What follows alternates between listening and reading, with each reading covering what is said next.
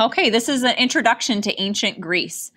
All of this information you are going to read about ancient Greece will be an overview of the people who became the blueprint of the European civilization.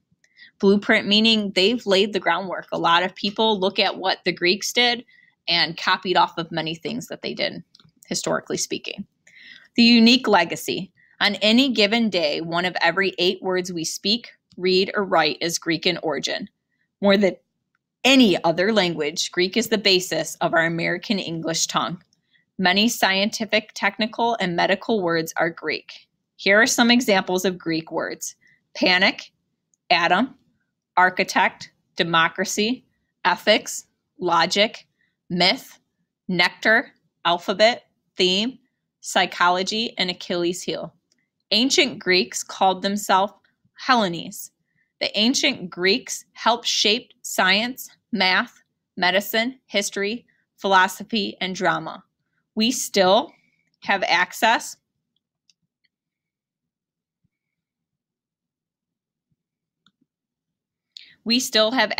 to their works of art even today.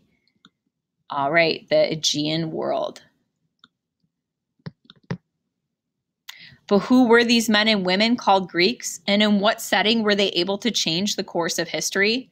They were a mixture of Indo-European Caucasians who over thousands of years migrated into the Balkan Peninsula. They found what became Greece, a land that allowed a life that included the outdoors. They lived on infertile, mountainous lands surrounded by the sea. Sea travel then became a way of life. They traded with Egypt and the East. They shared their exports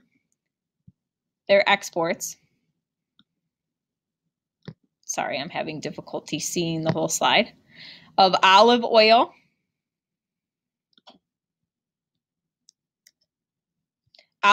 grains, and grapes, which was used to make wine. All right, so now what's going to happen is I'm going to be reading the words from the slide, the information, and you're just going to watch this video and take it in as I'm doing that. An outdoor life. They struggled, the ancient Greece, with bad soil and mountains, but the seas and the latitude helped them with a moderate climate. For 320 days, they enjoyed sunshine. Many writers over time have commented on the beautiful sunny days and the clear blue seas. Many of their daily activities were spent outside. They usually had longer and more productive lives. A famous playwright of this ancient time period wrote one of his best plays at the age of 90. Now for the next little bit, just take in all of the beauty of this video. So this is modern Greece, like nowadays what Greece looks like, but it's absolutely incredible. Majority of their economy comes from tourism. Many people travel to Greece for these beautiful beaches, for the crystal clear blue skies, for all the fun activities that you can do when the weather is gorgeous and warm and sunny.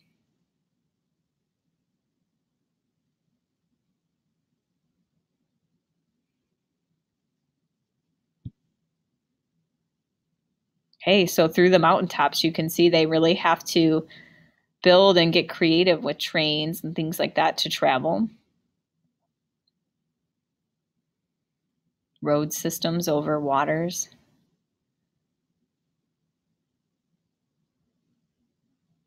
Incredible bridges.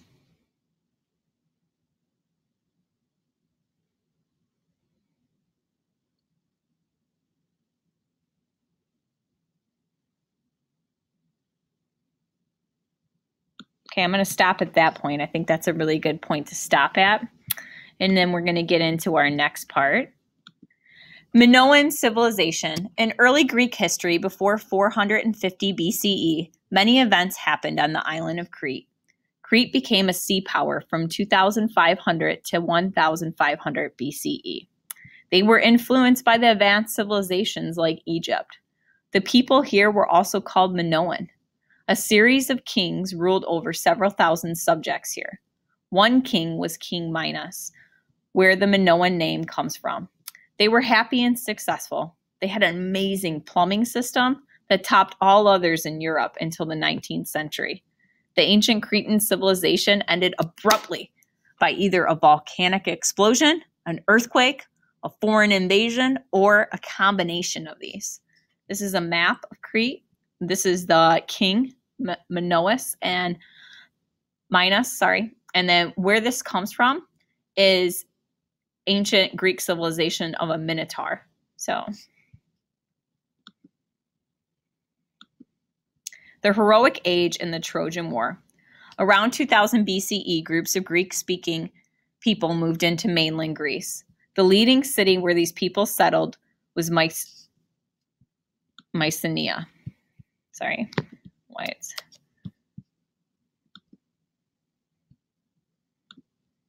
All right, so just so you guys were wondering why I paused that, I actually paused it because I wanted to make sure I was pronouncing the word right. So there's a really great site that helps you with that. Some of these words are ancient, and they're from other cultures. So Mycenae is how I say this. They settled was Mycenae. The people were called Mycenaeans. Troy went against the Mycenaeans and the Achaeans in the 13th century BCE. Based on the Iliad, a Greek army attacked Troy because a Trojan youth, so a young guy named Paris, had kidnapped Helen, and she was the beautiful wife of a Greek king, Menelaus. Helen was considered the face that launched 1,000 ships. The war was to win her back and get revenge on issues going on for 10 years.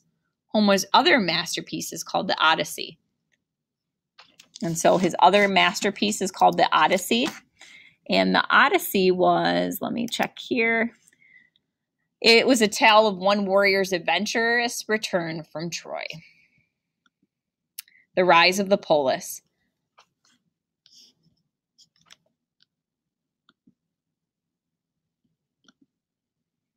Again, this was another word I wanted to check. It is polis. After 750 BCE, a new era began, characterized by the rise of city-states, or polis, a root word of modern words like police and politics. So when you go to other countries, you see the word police, they actually call it polis, P-O-L-I-S. A polis is a city and the surrounding countryside of about 50 to 500 square miles. Because Greece was so divided up by mountains, it was natural for small independent city-states to grow. As time passed, males who were not slaves, they could actually vote and debate, impacting their polis. Seeds of democracy. In ancient Greece, democratic institutions started after 750 BCE. Over time, Greek armies became common citizens. So they started to form from common citizens, not just like certain types of people. Citizens were now able to defend their polis, and in doing so, they also wanted a voice and a say in their government. The coming of Athens. By 6th century BCE, Athens and Sparta became the leading city-states. In Athens, there was a leader named Pisistratus.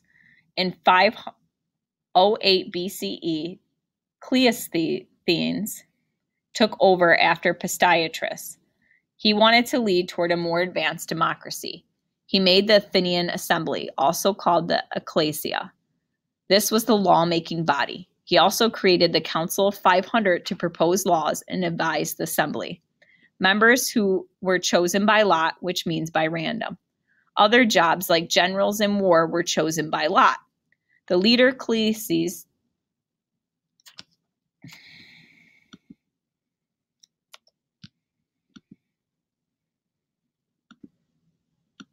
Okay, so back to the slide again. I am going to cut, so I'm going to reread this one again. I got some of these words correct now.